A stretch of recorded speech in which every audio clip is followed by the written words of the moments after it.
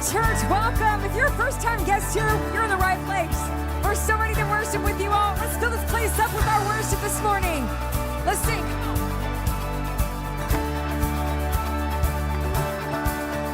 When I'm in the roughest water, I won't go under, I won't drown. When I'm in over my head, I know that you won't let me down. When I'm broken and down to nothing, I know that you are always up to something good. I know that you are always up to something good. You make a way, whatever it takes. There's nothing your love won't endure. I know that you are always up to something good.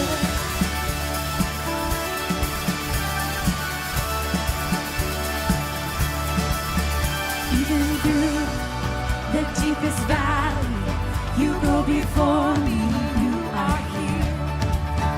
For I know you'll never leave me, your love surrounds me, I won't fear. And when I'm broken and down to nothing, I know that you are always up to something good.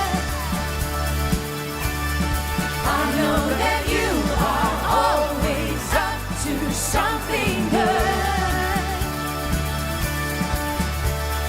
You'll make a way, whatever it takes. There's nothing your love won't endure. I know that you are always up to something good.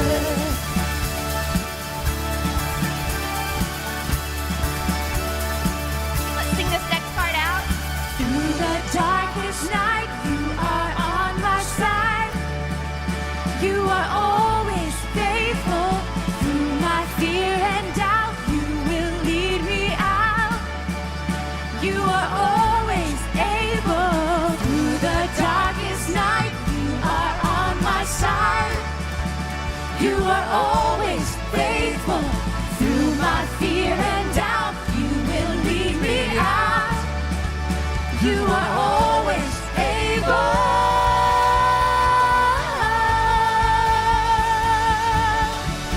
You're able. You are always up to something good. I know that you are always up to something good. You make a way, whatever it takes. There's nothing your love won't endure. I know that you are always up to something good. That one more time. You make a way, whatever it takes. There's nothing your love won't endure. I know that you are always up to something good.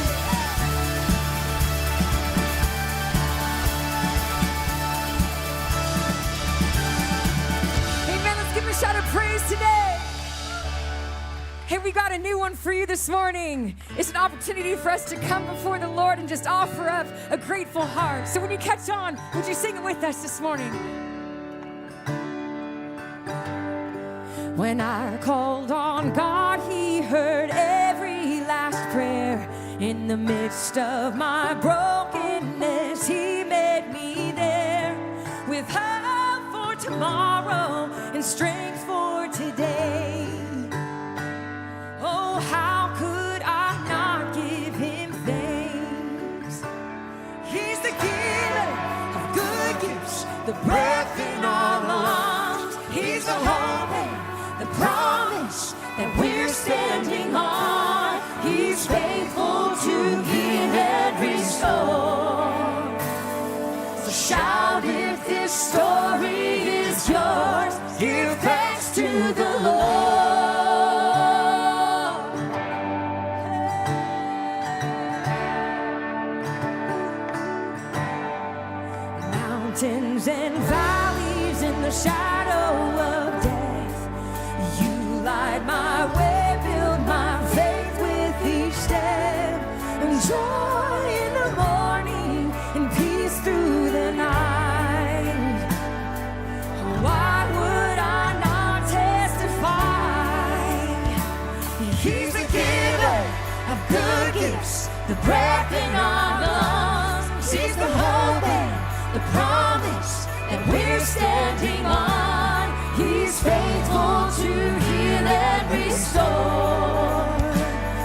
So shout if this story is yours. Give thanks to the Lord. Give thanks to the Lord. Here we go. If you've been forgiven, if you've been redeemed by His grace, give thanks. If you've been surrounded, but then you saw God make a way, give thanks. If you've seen His power do things that you just can't explain, give thanks. If you live in freedom, 'cause Jesus came out of the grave, give thanks. He's the giver of good gifts, the breath in our lungs. He's the hope and the promise that we're standing on. He's faithful to heal and restore. Shout if this story is yours. He's the giver of good gifts, the breath in our lungs. He's the hope and the promise that we're standing on. He's faithful to heal and restore. So shout if this story is yours. Oh, give thanks. Somebody give thanks. Come on. If you've been forgiven, if you've been redeemed by His grace, give thanks. If you've been surrounded, but then you saw God make the way, give thanks. If you've seen His power do things that you just can't explain, give thanks. If you live in freedom, 'cause Jesus came out of the grave, give thanks. Give thanks. Give thanks. Give thanks.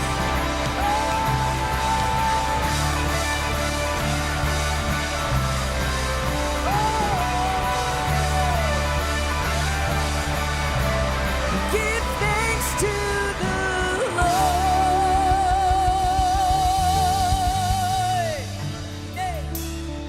Hey, church, I love that chorus so much. Can we just sing that together one more time? He's the giver. He's the giver of good gifts, the breath in our lungs. He's the hope and the promise that we're standing on. He's faithful to heal and restore. So shout if this story is yours. Give thanks to the Lord.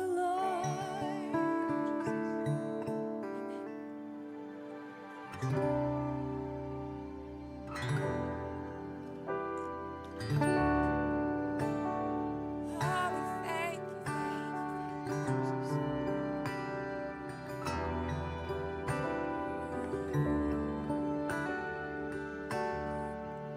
You give life, you are love, you bring light to the darkness, you give hope, you restore every heart that is broken. Great are you, Lord. You give life, you are love, you bring light to the darkness, you give hope, you restore every heart that is broken.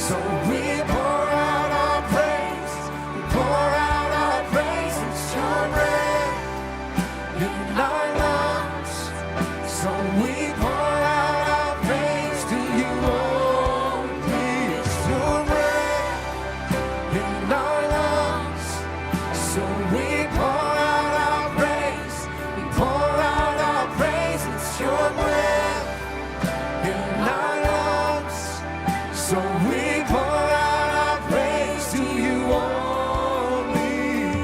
All the earth will shout your praise. Our hearts will cry, these bones will sing. Great are you, Lord. All the earth will shout your praise. Our hearts will cry, these bones will sing. Great are you, Lord. Come on, let's do it again. All the earth. All the earth will shout your praise. Our hearts will cry, these bones will sing. Great are you, Lord. We sing all the earth. All the earth will shout your praise. Our hearts will cry, these bones will sing. Great are you, Lord. It's your breath in our lungs, so we pour out our praise. We pour out our praise. It's your breath in our lungs, so we pour out our praise to you only. It's your breath in our lungs, so we pour out our praise. Pour out our praise. It's your breath in our lungs, so we pour out our praise to you only. Lord, we worship you this morning. Every breath in our lungs is a gift from you, Lord. And so may we use it to glorify you, not just here in this place, but as we leave these doors as well, Lord. Let us be a light for your goodness. We love you. It's in your name we pray. Amen. Amen. Hey, Verve City, you guys can go ahead and take a seat. Well, good morning, church. Welcome to Verve City Church. My name is Audrey Eisenberg. I'm one of the pastors here. It is a pleasure to welcome you to joining us in worship. We're really glad that you're here today. If you happen to be new around here, we have a gift we would love to give you just to say thanks for being here. So we would invite you to grab this QR code, or there's a red card on the seat back in front of you. You can use the QR code from that card. Just fill out our quick contact form and then bring your confirmation on your phone with you to our welcome spot. That's going to be right in our lobby. The neon sign out there is a great place to find it. You'll meet some friendly volunteers who are there, and they have red Verve City t-shirts that they would love to give you to just, get your summer wardrobe off to a great start. So if you're new, be sure to swing by there. We would love to meet you after service. Those of you who aren't so new around here may still be wondering, as we head into summer, what's going on? And there's always a lot going on here at Verve City Church. So on the back of that same card in your seat back, there's a black side. It has that question, what's going on? And a QR code that will lead you to the section of our website where we update just 3 big important things that we want to make sure you know about. There is always a lot you can see on our social media, on our website. But if you're looking just to figure out, hey, what do I need to sign up for now? What deadlines are coming up? This is where you can find that, okay? So a couple of quick things. We are launching into our activity groups. Many of those groups are starting in the next week or so. If you've been on the fence, it is time to jump in and sign up. We've got more than 150 people signed up. There are 16 different activity groups that are going to be kicking off. It's everything from like mountain biking to baking to card games to, just all the things, right? Like you're going to love it. There's line dancing. There's just so many opportunities to find your people. If you're looking for a way to just connect, put some fun on your calendar for this summer, I would highly encourage you to sign up, check out the options. They are all available on our website. We would love to include you in that.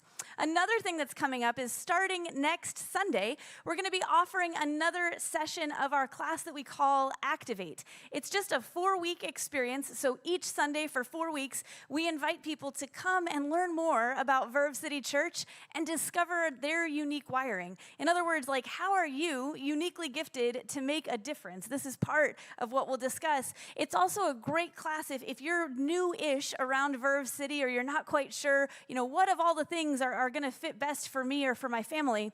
This class, Activate, is a great way to discover and unpack what some of those opportunities might be. So if you haven't taken a next step here, we've designed Activate to be your next step, and we would love to include you in our June class. That class is going to take place from 10:30 to 11:30 on Sundays, so you could still come to this early service, grab some coffee, and then join us. We meet in a classroom that's just across the lobby here, so if you have questions about that, ask at our welcome spot. We would love to get you plugged in and connected before summer is totally here, so that you have some idea about what's ahead and how you can stay connected. And then finally, one more really awesome opportunity we have that I wanted to highlight for our families, for adults, anybody who's really looking to make a difference.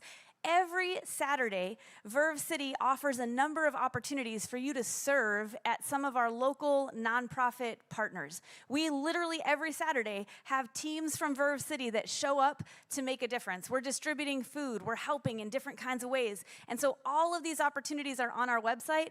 I know for some of us, summer gets busy and vacations and all that, but for some of us, summer offers a time where we can slow down, where you could schedule one Saturday this summer that you're going to go and serve and make a difference, be a force for good in our communities. So if that's something that you're interested in, all of our information is updated on the website. The serve opportunities for June and July are posted. So if you want to get ahead of that and put something meaningful on your calendar, we would love for you to join us to serve. We make it really easy. You don't have to have any special skills. You just have to have a willing heart and a little time, like 2 hours in your calendar on a Saturday, can make a huge difference. So join us. We'd love to have you.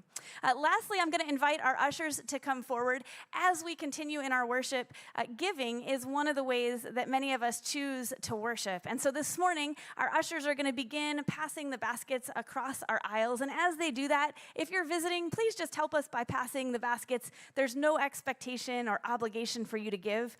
But if Verve City is your church home, we are grateful and just want to remind you that your generosity is helping people find life by following Jesus. We couldn't do all these different kinds of programs and offer ways for people to connect without your generosity. So thank you for that.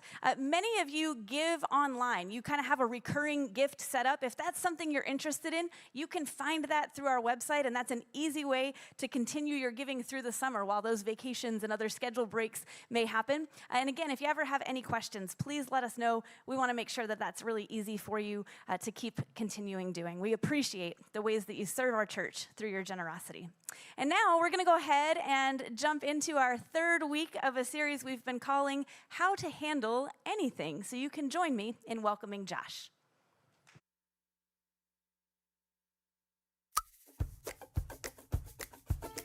Blah, blah, blah, blah, blah, blah, blah.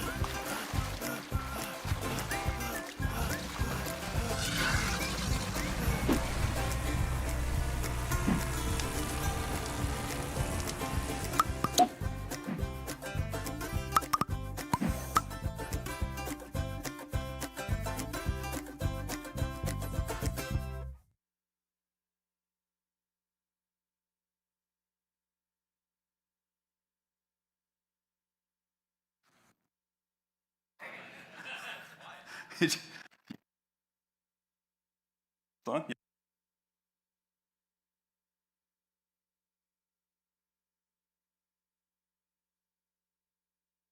And I'm going to turn this off. Does this work? That's good. All right. It doesn't feel great to walk out and not say anything and just have you immediately laugh at my appearance. I'm just going to name that. But I love you, and it's good to see you, too. So my name is Josh. I'm the lead pastor here at Verve City Church. We're in a series called How to Handle Anything, and today's topic is how to handle failure without losing yourself. How to handle failure without losing yourself. In the 1990s, my brother, Caleb, was super into Michael Jordan as a basketball player. And Jordan won 6 championships with the Bulls in the late 80s and into the late 90s. and was just an international phenomenon, probably the most famous person on the planet at that particular time. And I was not a huge Michael Jordan fan, and the reason is because when people keep winning and winning and winning, I become like a generational hater. Like I have a hard time. Like I was so excited that the Oklahoma City Thunder lost to the Spurs last night, you know, because I didn't want to see them become some kind of dynasty. So that was great. And if the Spurs win the championship this year, I will be so excited if they lose next year. So that's like, you know, so Michael Jordan was just too successful. It's like everybody loved Michael Jordan, and I was like, oh, I don't want to love the guy that everybody else loves. It's probably a psychological problem I have. And my brother was so into it though that there was a number you could call at the time, like from a payphone or from a home phone, that would allow you to talk to Michael Jordan. It wasn't real. It was like pre-recorded messages. But you could call the 800 number, and he would come on and say, hello, this is Michael Jordan. And then he would say whatever Michael Jordan says. And then you could pay like whatever, $2 a minute or something to have him say motivational things to you or something. And my brother didn't have any money for that because he was like in high school. But he would just call the 800 number sometimes just to hear Michael Jordan's voice. And I think that's weird. And so he did that a lot. He was such a huge fan. And Jordan was everywhere, and there were so many commercials with Michael Jordan at the time, and they were really good. Usually Nike commercials or Gatorade commercials. The Nike commercial, though, that was, I think, his best ever, and the one that I still remember to this day, is one about failure. And he starts off the commercial by saying, I've missed over 9,000 shots in my career. I have lost almost 300 games. 26 times, I've been trusted to take the game-winning shot and missed. I have failed over and over and over in my life, and that is why I succeed. That's the commercial. And you can decide whether it's weirder that my brother used to call the number or that I've memorized a Michael Jordan commercial, but either way, that's the commercial. And when you hear it like that, you think like, oh, wow, failure can be such a great teacher. And that sounds amazing as an abstract concept. When we're talking about somebody else's failure, teaching them something to the degree that they became like one of the best basketball players of all time, internationally famous, like mega rich, like you're like, oh yeah, I can see totally how that's helpful. And so I kind of, based on that commercial and other things, right, as a kid, I kind of understood the message that failure can be a good teacher. In my late 20s, I interviewed to become the lead pastor of a church in Springfield, Missouri. I was totally unqualified for the position at the time, but thankfully they didn't have a lot of applicants. And so I got an interview, and they ended up offering me the job. The church had had a strange couple of years. At one point, they'd been a church of about 1,000 people, and then they decided to leave the denomination that they were a part of. And that is a complicated story. But when they decided to leave, about half the church left. So now they were down to 500 people. And then the denomination, within 24 hours of that decision, sued them for their property and their assets. And so they had to leave their building the next week. So by the time I was actually interviewing, they were down to about 125 people because people had just started leaving. They didn't have a place to meet. It just became really complicated to stay there for a lot of people. By the time I actually showed up in person to interview, they were down to 70 people. And then they offered me the job, and by the time I accepted it and moved my wife there to Missouri, myself and my wife, they were down to 26 people. So that was the church. And we had been offered 2 positions at the same time. I've been offered a position at a church in Texas that was very stable and very close to our family, and we've been offered this position in Missouri. We were living in Chicago at the time. And we both prayed about it for several days, my wife and I, because the church in Texas offered a lot more money, and they offered to pay off my student loans, which at the time was roughly $500,000. It's just too much money. They offered to pay off my student loans. They offered, and they were stable, like it would be a real job. And this other thing was like slipping by the day. And so we prayed, and I got to tell you, like most of the time when I pray about a decision, what I feel most is that I get to make the decision. But this was one of a handful of instances in my life where I prayed and prayed and prayed about the decision. And my wife did too. And we both felt like we were supposed to take this role in Missouri. I didn't know why at the time, but I just really felt like we were supposed to. And she felt like that way too, which was hard for her because your family was in Texas. Family was at the other role. Family wasn't in this one. So we moved ourselves from Chicago to Missouri. And my wife, I was in a moving truck. My wife was in the car. My wife cried the entire way down. And she didn't tell me that until we arrived at our destination. So most of the way I wasn't riding with that like weight on my shoulders, but immediately I felt it when she told me. And so 26 people are left then by the time we show up. And one of the things we had discussed is that lawsuits between Christians, between a church and a denomination, didn't seem to be in alignment with a lot of the teachings of the New Testament. And so while we couldn't help that the denomination had sued this church, we could help what we did in response. And so one of the things that we talked about during my interview process is like, hey, I will come here, but like, we can't retaliate. Like that would be bad if we were to do that. Like I would hate to see us countersue or something like that, because then I would be stuck as the face of an organization that was doing something I had biblical problems with. Well, I was there for 6 weeks, and one of the elders, one of the board members, stopped by my house one night and told me that the board had a meeting without me, which is not usually a good sign. And he told me that in that meeting they had voted and unanimously decided to countersue the denomination, the thing we had all discussed not doing. And so, man, I was really struggling with that, and I was a young guy. I wasn't sure what to do, so I ended up gathering them together and just telling them, like, hey, I don't have to be a part of this. I can leave. I felt like we were supposed to be here, but like if this is the direction you're intent on going, like I can't endorse it. And two of the guys, there were 5 guys, 2 of the guys apologized to me and said that, we had discussed this and they actually didn't feel good about it. And the other 3 decided that instead of staying as a part of the church, they would leave the church and just exist as a legal entity so that they could continue suing the denomination. So they left and they took their families with them, which means within 6 weeks of my arrival, through my dynamic leadership and amazing speaking abilities, I grew the church from 26 to 17. And I remember going home that night after the meeting and feeling thankful that I had done what I felt like was the right thing at the time, but also devastated that what I had hoped would be was not what was playing out. And I remember it was just a total loss of confidence in myself, confidence in my calling, confidence in, did I really hear God right on this? Did my wife and I hear God right on this? It just felt like total failure to me. What does failure do to us? And sometimes failure is obvious, like it's the end of a relationship, or it's the end of a career, or it's the thing you tried and you just didn't succeed. Like you thought it would go one way and it went the other. Sometimes it's really, really obvious. Sometimes failure is less obvious. Sometimes failure is just totally unmet expectations. You thought you'd be here by this point in your life. And it's not that there was a single failure point along the way, but when you think of where you hoped you would be versus where you are now, it feels like somewhere along the line, through some specific decision or set of decisions, there was failure involved. Or you can tell that the relationship you hoped that you would have with your friend, your spouse, your kids, your coworkers, it's not playing out the way that you hoped it would. And so sometimes failure is one single point that just like sticks with us. Sometimes it's like a series of decisions or circumstances that we inherited. Maybe we had control over it, maybe we didn't, and we just find ourselves like feeling less confident in ourselves, our direction, our trajectory, our life, and possibly less confident even in God. When you're at that point, a lot of times like you're not devastated. You're diminished. Like you're just not confident in who you are or who you're going to become. Because the real danger of failure is what it convinces you about yourself.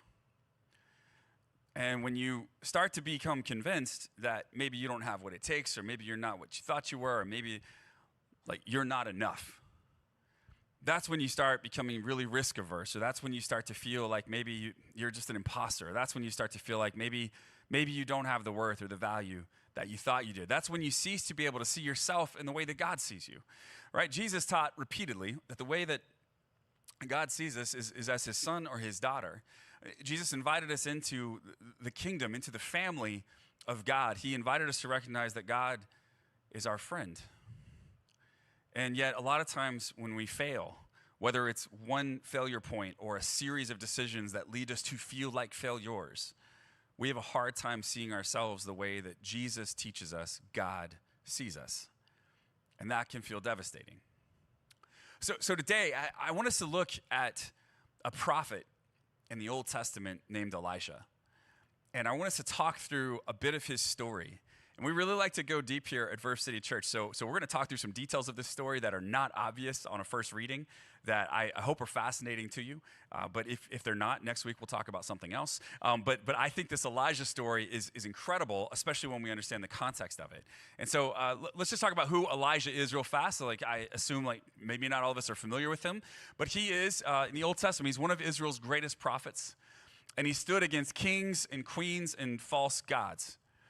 He called down fire from heaven. That's the story we're going to look at today. He defeated 450 prophets of Baal. He saw miracles that few people ever have, and he seemed spiritually unstoppable.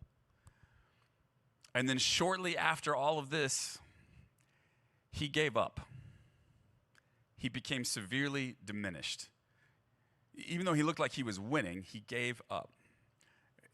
It's a wild story. It's a wild story. And so one thing I want to name is that there are some parts of this story that I think are disturbing to us. Why are they disturbing to us? Because Elijah ends up being very violent toward the prophets that he defeats. He ends up having them killed. In the 21st century, that is a hard pill for us to swallow. Why? Because we tend to see the world through the eyes of Jesus, not through the eyes of Elijah. And that's a good thing.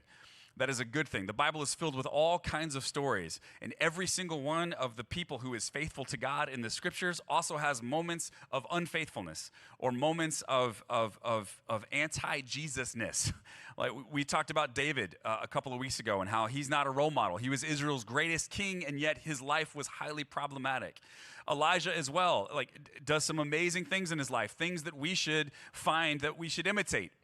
He has a faithfulness to God and a zeal for God that we should imitate, and yet we should not imitate his whole life because Elijah is a remarkable prophet, but he's not Jesus. And it's important always at Verve City Church that we are centering Jesus as our critical, foundational understanding of what God is like and what God is inviting us into. So there's the story of Elijah. And Elijah in this story is going to face off against the prophets of Baal.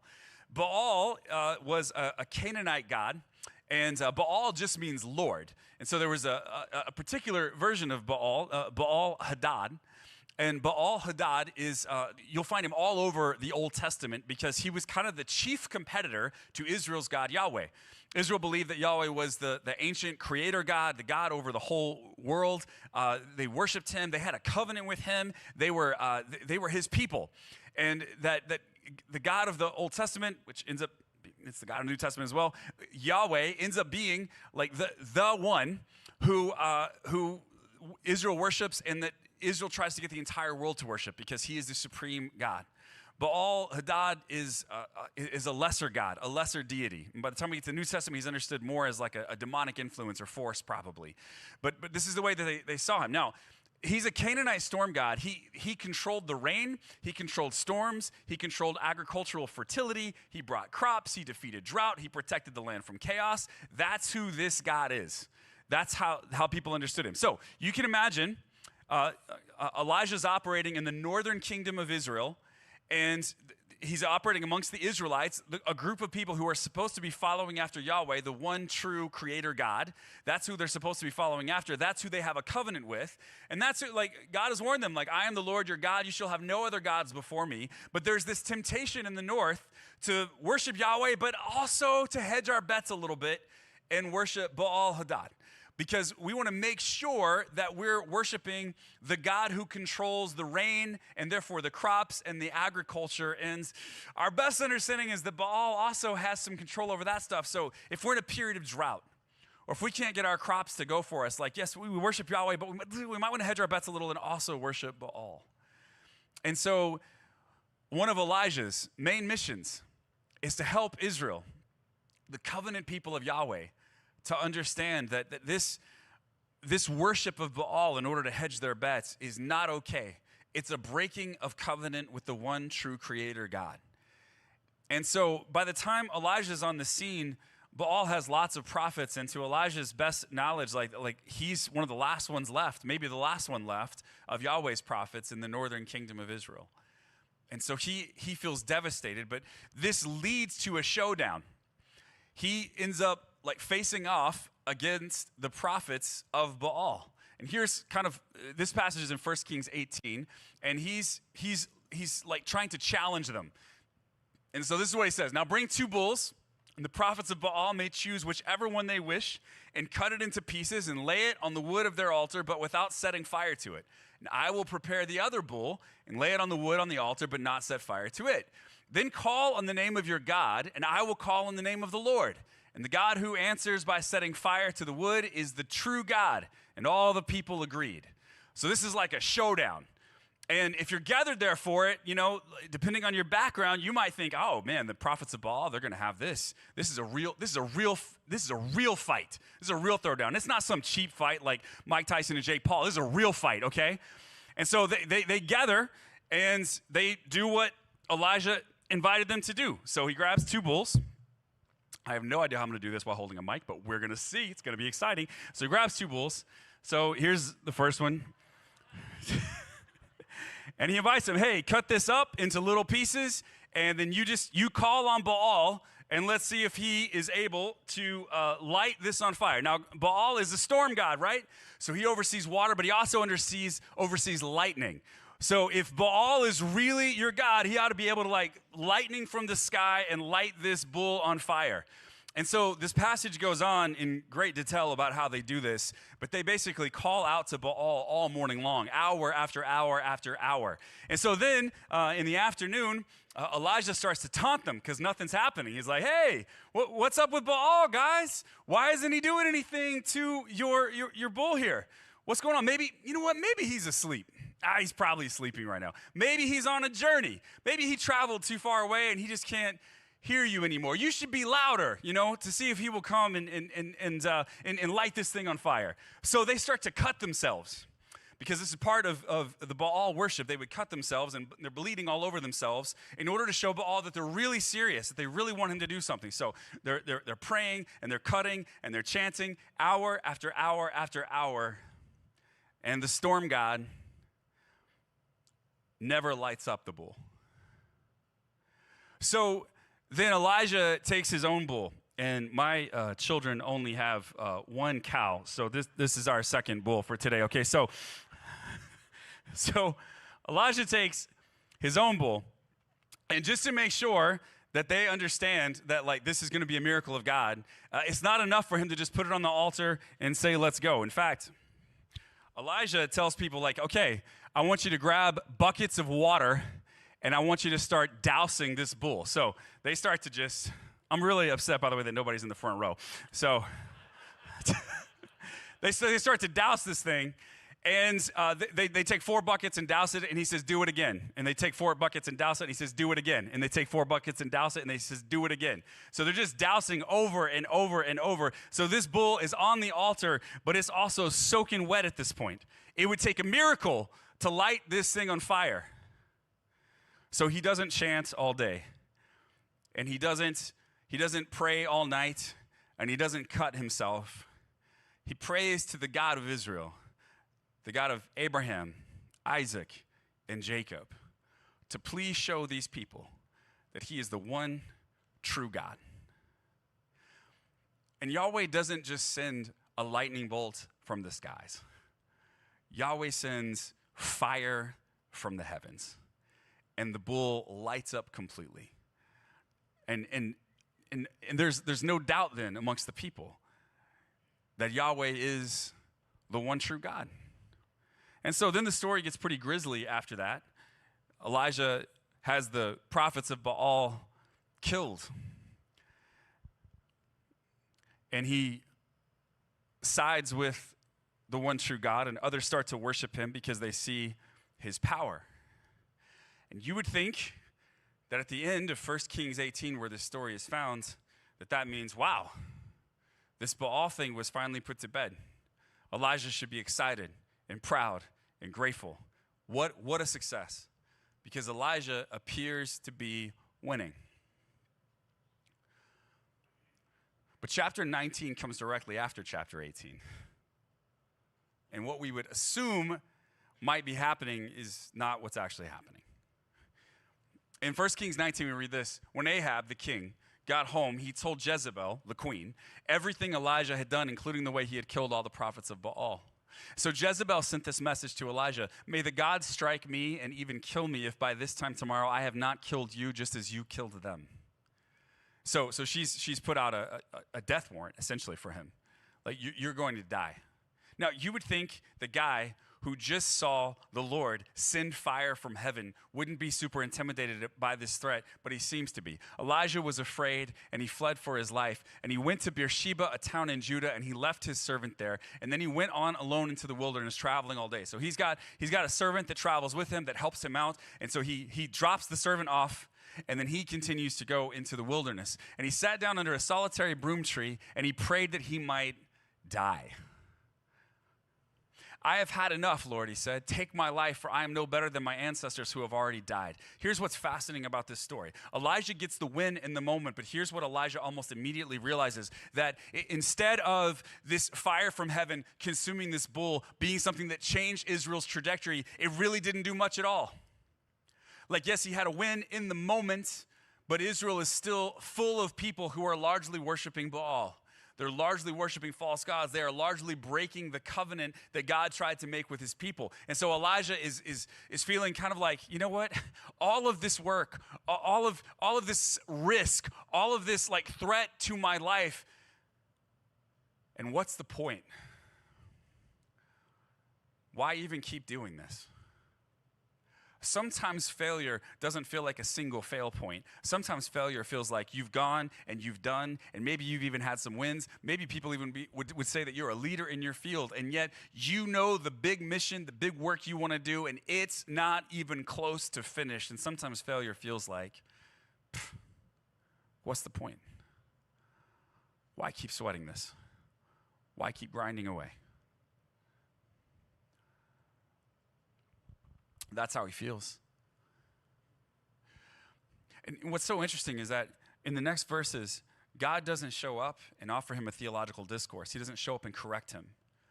Here's what happens first. He lay down, he slept under the broom tree, but as he was sleeping, an angel touched him and told him, "Get up and eat."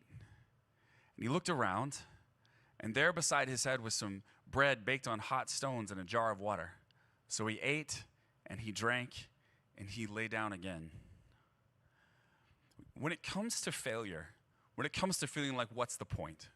When it comes to feeling like this is not where I hoped I would be right now, sometimes the most spiritual thing you can do is recover. God didn't try to change his mind or change his perspective or change his outlook right away. The first thing that God did was minister to him and to meet him in his need. It wasn't a debate. It wasn't a fight. God met Elijah where he was, and he just told him to eat and to drink and to rest. In fact, he does it twice.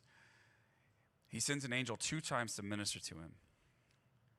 See, pain doesn't make us stronger, right? No pain, no gain. We've all heard the phrase before, but pain itself doesn't make us stronger. Sometimes when you just experience pain and you don't recover, you're actually weaker.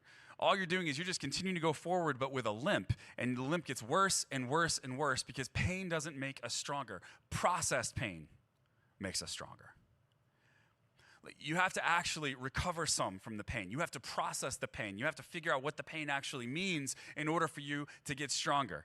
When you go through some things like this, when you go through very difficult times, very challenging seasons, right? A wise mentor of mine once told me, it'll make you bitter or it'll make you better. But if you don't recover it, if you don't recover from it, if you don't start to process it, all it will lead to a lot of times is bitterness or resentment or a feeling of I can't keep doing this over and over and over again. If, however, you recover, if you process, if you sit, if you learn, it can make you a much better version of yourself. But pain alone doesn't make us stronger. Processed pain makes us stronger. So then after the second time he's ministered to, he got up and he ate and he drank, and the food gave him enough strength to travel 40 days and 40 nights to Mount Sinai, Horeb. Sinai and Horeb in the Hebrew Bible are 2 different names for the same mountain, the mountain of God. And there he came to a cave where he spent the night. So just a couple of things that are happening here that I think are fascinating and helpful for us to see. First of all, you will see a lot in the Old Testament. You'll see 40 days and 40 nights or 40 years. The number 40 comes up a lot. And we a lot of times want to read that as a very precise number. But in fact, when you see the number 40, a lot of times it just means a long, indefinite amount of time. And so 40 days, 40 years, this is a long, indefinite amount of time that's usually used for punishment or it's used for preparation. And so like he spends 40 days, which from the place he was, like would not be a full 40 days journey, almost certainly. But he takes this long, indefinite amount of time to prepare him for the interaction he's about to have with God. And so he gets to Mount Sinai. And if you're familiar with the Hebrew Bible, you may know that Mount Sinai is the same place that Moses led the people after he led them out of Egypt. This is where Moses received the 10 Commandments. It is also the place where the people first worshiped a graven image of God. So there's this whole story in Moses where the people come, they've been released from Egypt, and then Moses says, I got to go up on the mountain and meet with God. And the people say, we'll be right here, you do you. And he goes up the mountain and he starts to talk to God. And he receives the 10 Commandments. He's up there for 40 days. And as he's up there on the top of the mountain, the people below start to miss their connection to God. And so they get all their gold and jewelry together, and they create a golden cow, an image of a golden cow, and they start to worship the golden cow. Now, a lot of times when people hear this story, they think, oh, they started to worship this false god instead of Yahweh. But actually what they worshiped was this golden cow as a representation of Yahweh. So they even say, this is the God who brought us out of Egypt. So but what they're doing, though, is they're taking the God of the cosmos, the creator God, and they're trying to boil him down to this graven image. And God later warns them, like, that is not how you're supposed to do things. I cannot be domesticated. I cannot be understood as just this golden image right here. So he pushes back on them, tells them not to do that. In fact, he's furious about it. And so Moses comes down and he sees the golden calf and he breaks the first version 1.0 of the 10 Commandments out of his anger and fury and frustration with the people. And then he goes back up on Mount Sinai and he meets with God. And God threatens Moses, like, if this people are going to turn their back on me this quickly, I can't let them leave this place because they're supposed to be my people and I'm supposed to be their God. I'm supposed to bless them so that they can bless the whole world. I need them to go out in covenant with me so that the whole world can worship me so that I can have right relationship with them once more. Like, it's too important. So God threatens, like, if this is going to be the way it is, I'm going to destroy them. I'm going to wipe them out. And Moses ends up interceding on behalf of the people. He begs God, please don't destroy this people. Please don't do it. And so God ends up relenting. Moses negotiates with Yahweh on behalf of the people. What we see here with Elijah is that he's going to the same mountain on which Moses begged for Israel, interceded for Israel. And what Elijah is about to do is not intercede for Israel. He's about to throw Israel under the bus. Another prophet, probably 200-300 years apart, climbs the same mountain, and instead of interceding on Israel's behalf, he throws them under the bus. And so this is what we read. The Lord said to him, what are you doing here, Elijah? And Elijah replied, I have zealously served the Lord God Almighty. But the people of Israel have broken their covenant with you, torn down your altars, and killed every one of your prophets. I am the only one left, and now they are trying to kill me too. What's fascinating is if you read some of the rabbinical writings in the Talmud, in the Mishnah, you will find that the rabbis were not impressed with Elijah's framing of what's happening here. They believe that Elijah, in his grief over his failure, in his grief over Israel not turning around even after the miracle, in his grief over feeling like, what's the point, has decided to write Israel off completely because he can't see what's right in front of him. That God is doing something new here and important here, but that it's going to take time. And so he writes them off. And he misunderstands the situation.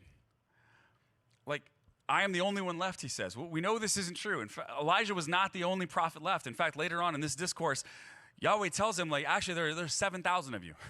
There's way more than the 450 prophets of Baal. There are 7,000 of you. But he can't see it. He feels like he's the only one left because his failure has warped his perception. And that's what failure does. Failure lies to us. It whispers things to us that aren't true. Failure leads us a lot of times to have imposter syndrome. We think like, oh, I talk a good game, or I have this experience, but man, I'm not actually qualified. I can't actually do it. And so I talked to a gentleman just this last week who was in the same profession for 30 plus years. And he told me he spent every single day of his 30 years in that job fearing he would be fired that day.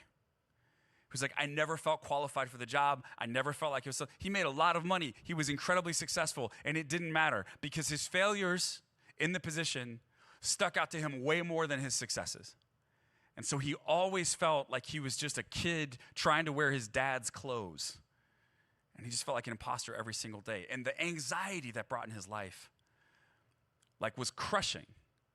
I talked to another gentleman probably 8 or 9 years ago who had a very similar thing, felt like he was just pretending, playing a part every single day, to the degree that when he finally retired, he said that he had a hard time getting out of bed for the next 2 years. He had stored up so much anxiety and so much exhaustion in him because he just felt like an imposter every day when he got to work. Failure whispers into our ear. It lies to us. It tells us that you can't do this. You're not worthy of this. Failure leads us to cynicism.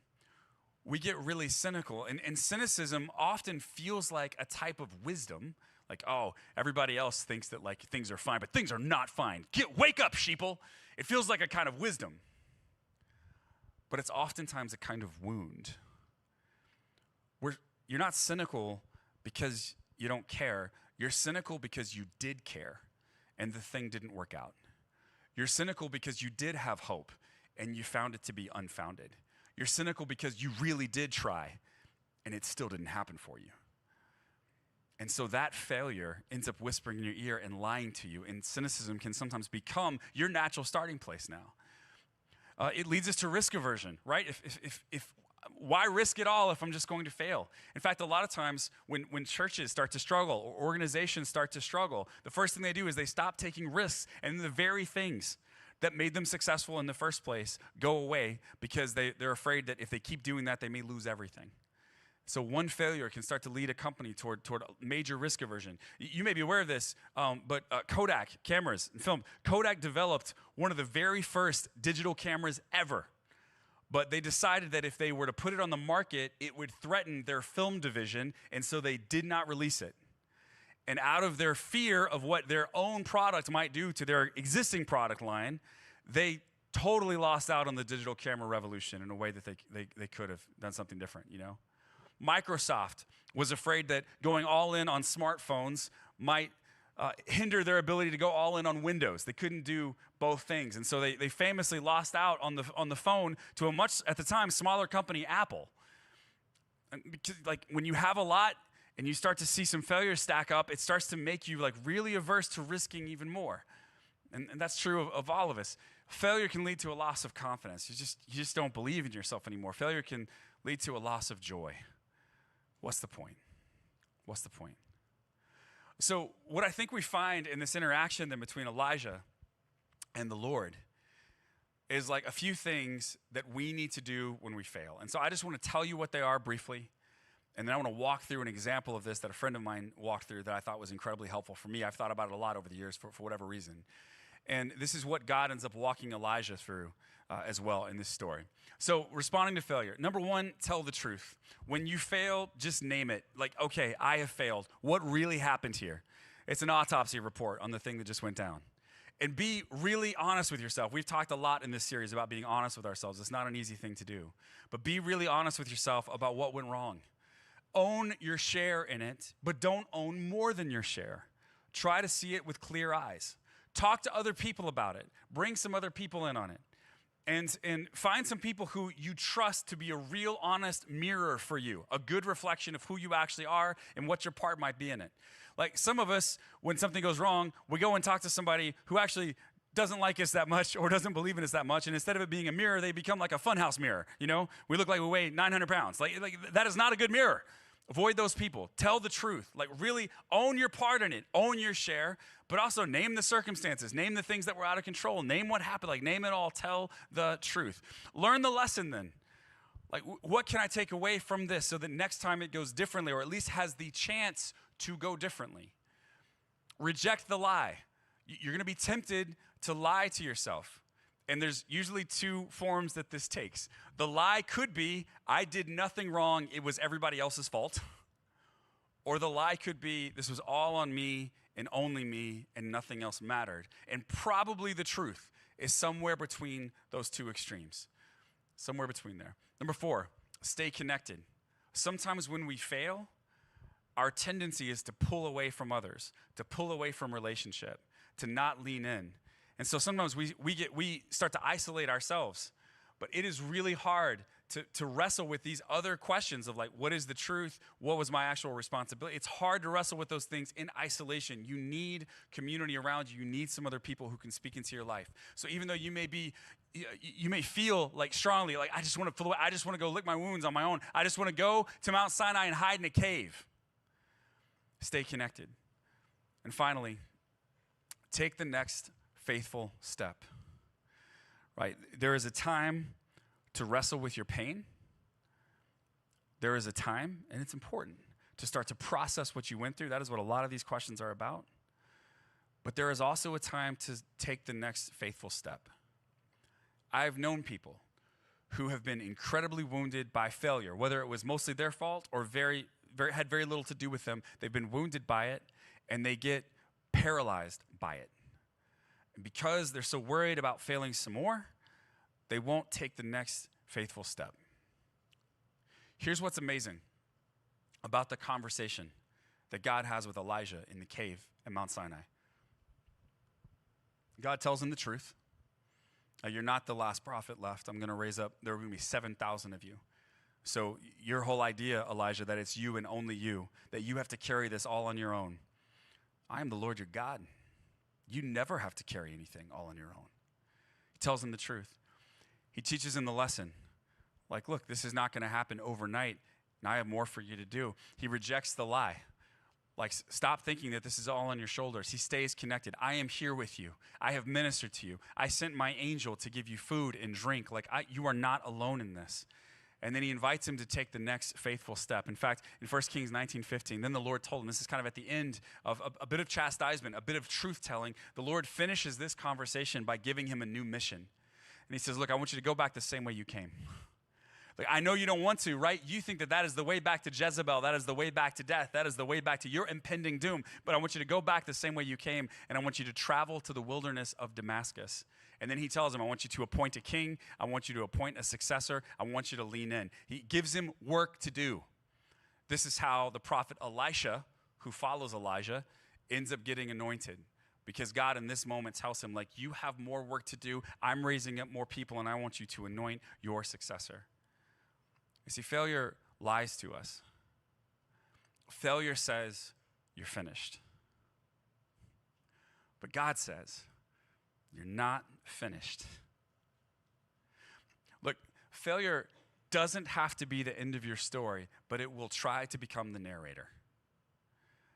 Like, failure will try to be what writes your story. And you will look back, you will start to see yourself through the lens of failure if you don't process what you went through.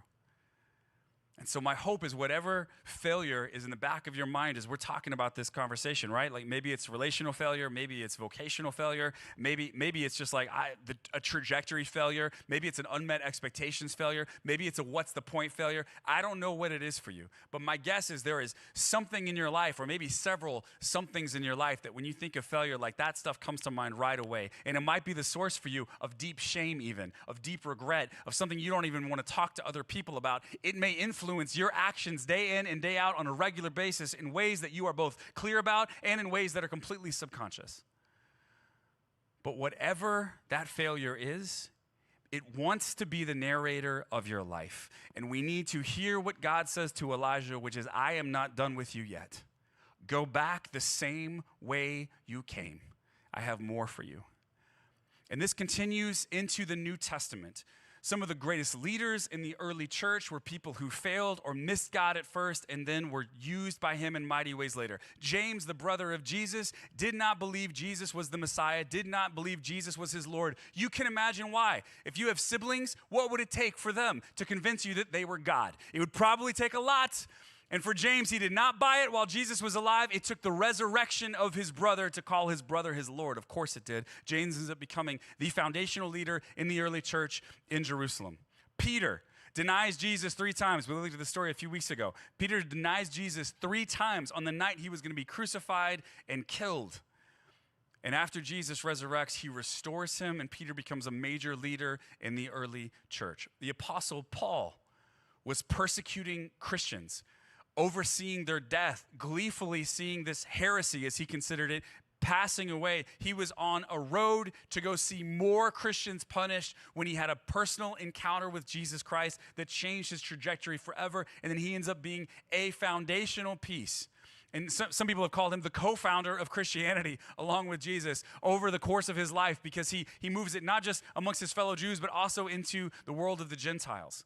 The early church explodes in large part because of Paul, the man who failed Jesus by persecuting his church, Paul overcoming his failure. He talks about this failure a number of times in his writings. And failure wants to be the end of your story, but it doesn't have to be the end of your story, but it will try to be your narrator. Failure is a terrible identity, but it is a powerful teacher. And so the invitation is to understand that when we fail, we can process. We can tell the truth. God can send us back out. It is a marker in our story, but it is not the end of our story.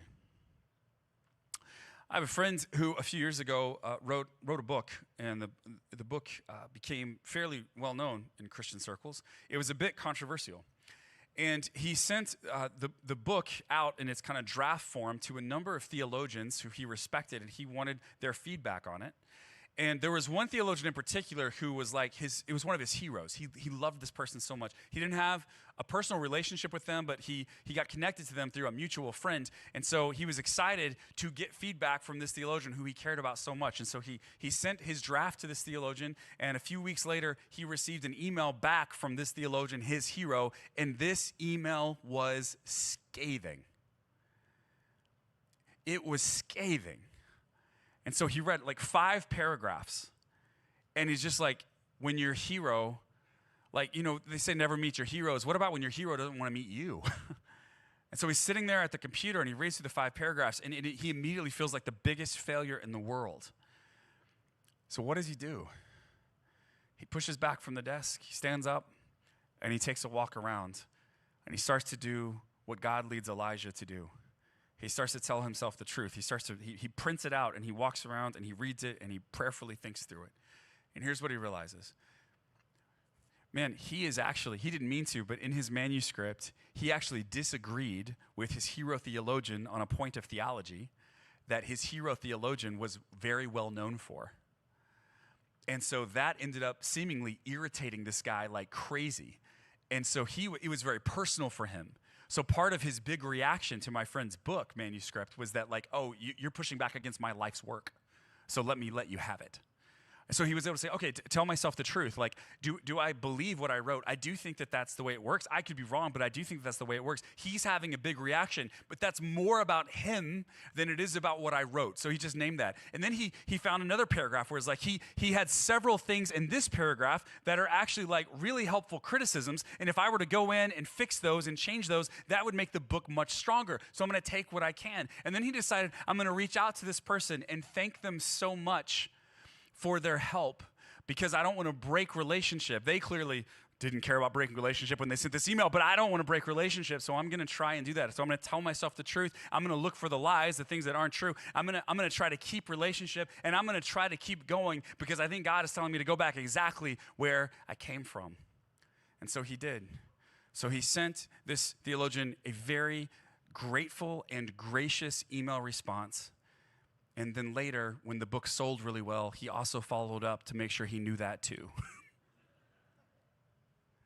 Failure is a terrible identity, but it is a powerful teacher. When you find yourself at the end of failure, that does not need to be the end of your story. God has a track record of using people who have failed like you and failed more than you. Do not rob him of his ability to use you too. And that's a little bit of how to handle anything. And next week, we're going to talk about not just how to handle success without losing your soul, but how to handle failure without losing yourself. Heavenly Father, thank you so much for the time together today. Thank you for these incredibly deep stories that we find in the scriptures that Jews and Christians both, and way beyond us, have learned from for thousands of years at this point. And so thank you for the example of Elijah, who we often think of as like one of the greatest prophets of all time, and the fact that like where we find him in this passage is at the end of his rope. Because we all know what it's like to be at the end of our ropes. And so I pray, God, that whatever failure is trying to write our story, whatever failure, God, is holding us back, has its grip on our heart or our mind, God, this morning, would you allow us to hand it to you and invite you to be the author of our story? I thank you, God, that that's who you desire to be. It's in Jesus' name I pray. Amen. Would you stand together with us as we conclude worship this morning?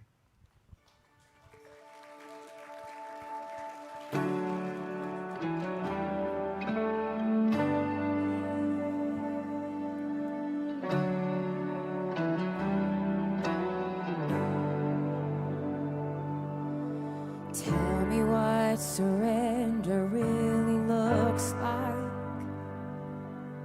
Show me what it means to trust your heart.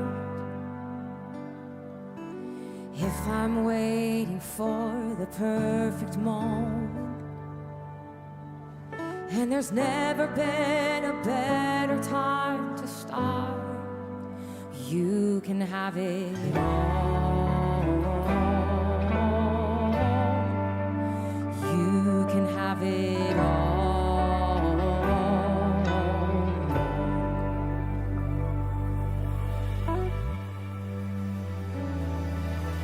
Holding back from you is so ironic. You made me so, you know, when I pretend. Faithfulness resolves my indecision.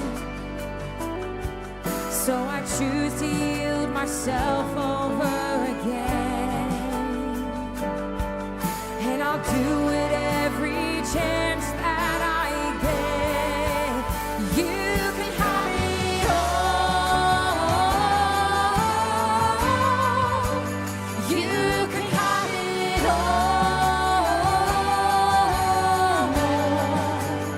You can have it all. You can have it all.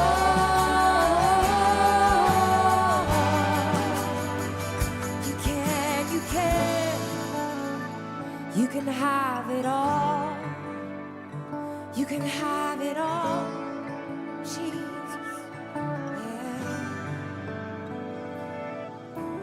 Yeah. It's not that hard.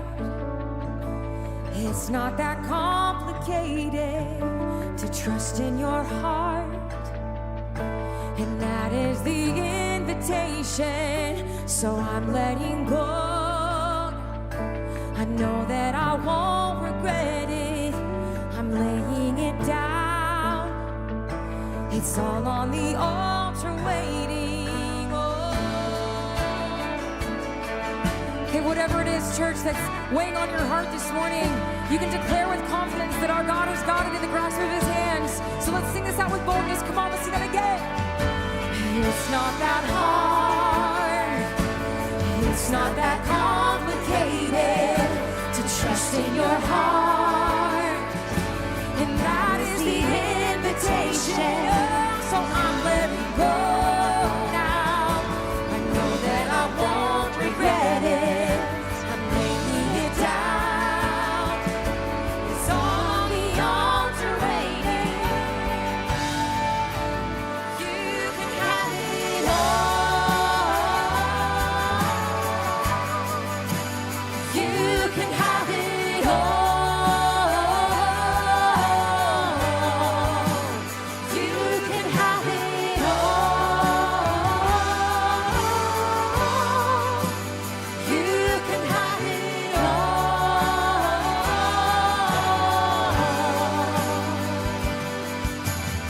Amen, amen. Hey, Verve City, we look forward to seeing you here next Sunday. Our shepherding elders, they're available in the corners of this room. Please don't hesitate to stop by and talk with them and pray through whatever it is that's on your heart this morning. We love you guys. See you next week. Bye-bye.